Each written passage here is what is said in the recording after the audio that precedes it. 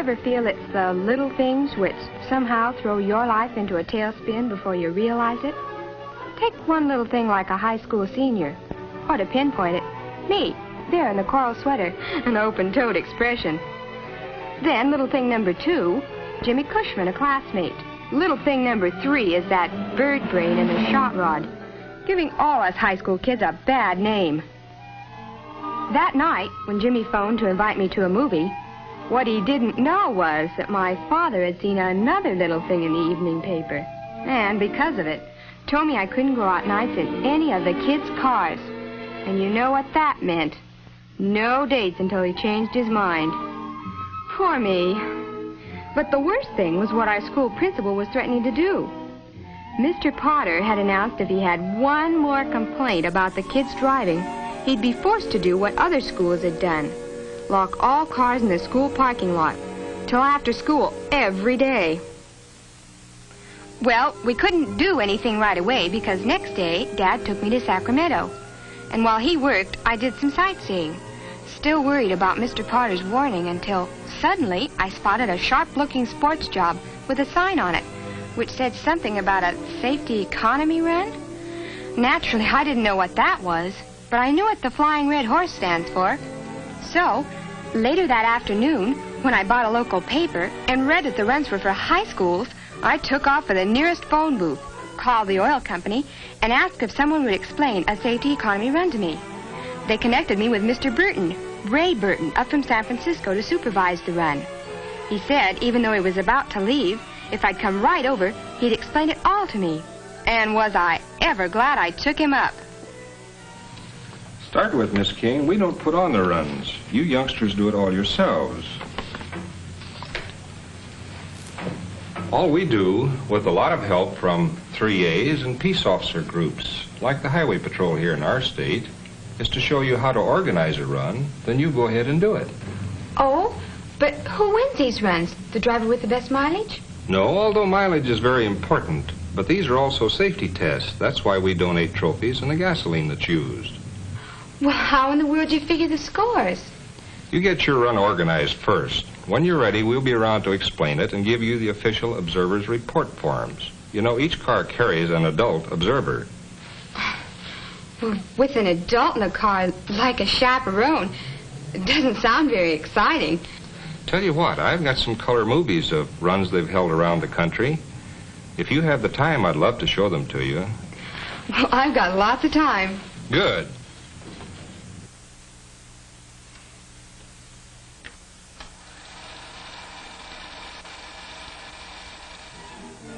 I was surprised to see how many schools everywhere had entered past safety economy runs, and how all the faculties pitch in and help. Imagine, just as in the big economy run, all cars are weighed. So, with the 10-mile scoring system, cars of all kinds compete on an equal basis. Now there's a sight, Seattle's floating bridge over Lake Washington.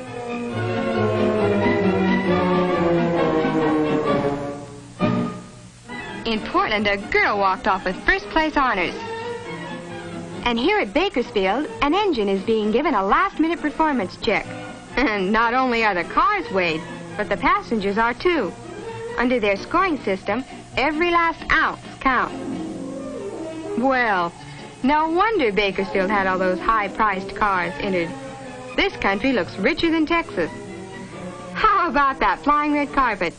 Bakersfield to Inglewood in 2 seconds flat.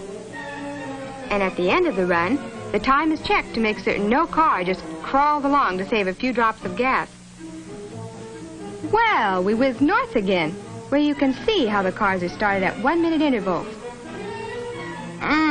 Look at those steaks, supplied by the sponsoring service clubs and served free to all attending the victory luncheon after the run, where they announce the scores and award the trophies.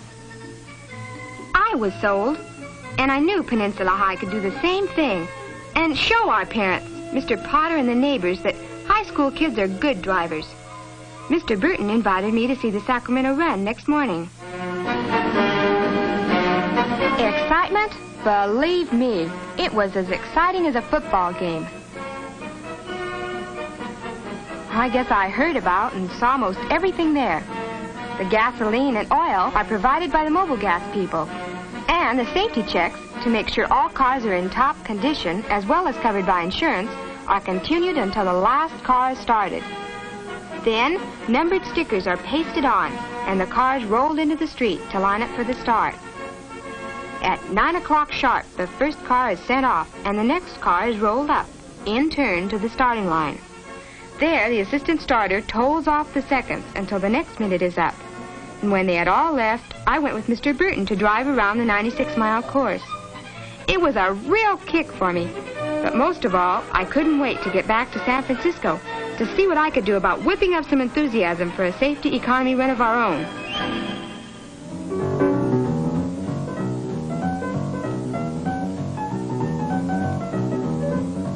And Monday, after school, I hauled Jimmy over to our favorite malt shop to get started.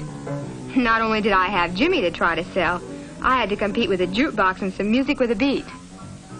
Look, how many kids in school have cars? 300? Well, yeah, I guess so. Well, then out of that 300, how many got the rest of us into this jam? Gee, there couldn't be more than 6 or 8 of those yo-yos shoving around shot rods, making like they're real big men, could there? That's what I mean.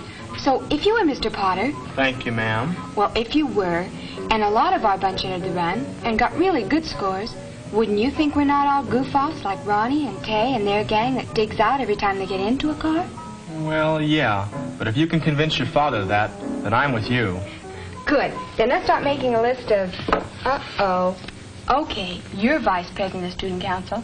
Get to work, because here comes Flash Gordon himself. Hi, Tay. Well, what's new and funny, my little bunny? Tay, listen a minute. Minute? Man, do you realize in a minute I can go from a standing start to 130 in that little old bomb of mine? Minute. Tay, we're planning on putting on one of those safety economy runs here at school. Will you and your gang enter if we... Me? Economy? Of course you're kidding. The heck we are. It was you and that lead-foot crowd of yours that got us in all this Dutch with Mr. Potter. Sonny boy, I admit I voted for you for council, but when it comes to cars, you better leave it to the men around here. So get lost, Willie. You're acting mighty silly. Well, what do you do with a character like that? Beat his brains out if he had any. But after listening to him, I'm sure you're right, Sharon. Then you'll help get the show on the road? If it'll help cut down that queek, send me in, Coach.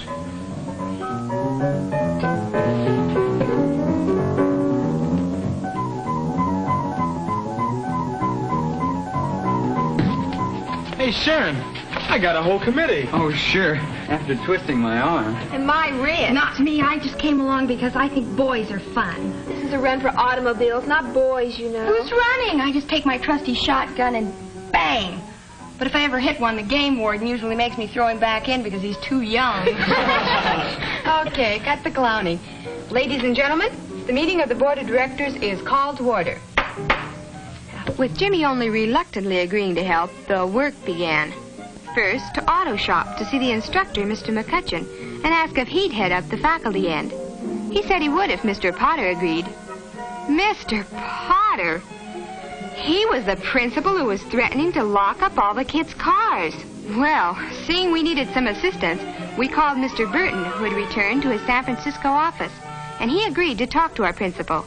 After all the trouble Mr. Potter had had because of the few kids like Tay, who make a racetrack of the streets, it's no wonder he didn't take to the request at first.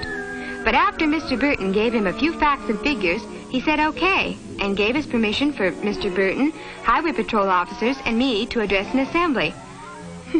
Get me, a big shot, a public speaker yet. Next day, to get sign-ups, I guess Jimmy and I answered almost every kind of question.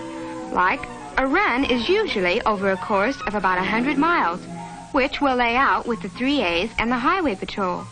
That any student with a valid driver's license may enter, driving any standard type of car. And that to make it a test of good driving habits, observers go along and give penalties of 1/10 of a gallon for each infraction of a traffic law, if any. Jimmy and I did fine. 24 kids signed up the first day, and we were real proud as we went to the malt shop to meet Mr. Burton. He thought we'd done a bang-up job. In fact, he teased us. Maybe he'd give us a job. Selling gas and oil, door to door. Big joke. But then, when he heard we hadn't gotten any other schools in, He warned us that in a city this size, with only one school entered, the run could be a flop. Having seen our sad sack faces, next day Mr. Burton was waiting for us in front of school. He had news for us. The company had agreed to award another trophy to help get other schools in. A sweepstakes trophy to be awarded to the school getting the best team score. Were we ever thrilled? With the old school spirit working for us, it would be a cinch. Next day, we told Mr. McCutcheon our good news, but found he'd already gotten 4 other schools to enter. And then he told us we were the ones who'd have to make talks to the service clubs to ask if they would provide the observers we'd need and the victory luncheon. Jimmy threw in the sponge, and I threw the book at James. If Mr. McCutcheon hadn't calmed us down, Jimmy and I still wouldn't be talking. But then we got more help from Mr. Burton. He went to the 3As, saw Mr. Moore, and they agreed they'd both help us get speaking dates, which they did.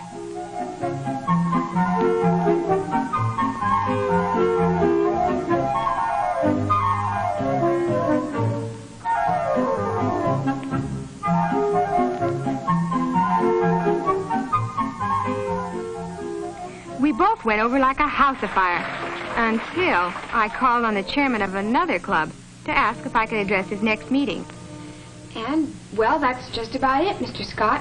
So, if you'll put me on as a speaker at your next luncheon meeting, I promise I'll tell all about the run in 3 minutes flat. No, I'm sorry, Miss King. Our club isn't interested in races or competitions of any kind where youngsters your age risk their necks in cars. But it's not a race, it's... You did say that the cars had to be back in a specified time, didn't you? Well, naturally. Otherwise, you could crawl along. Exactly. Young lady, you're just wasting your time. As a matter of fact, I'm thinking about using my influence to see that your entire project is canceled.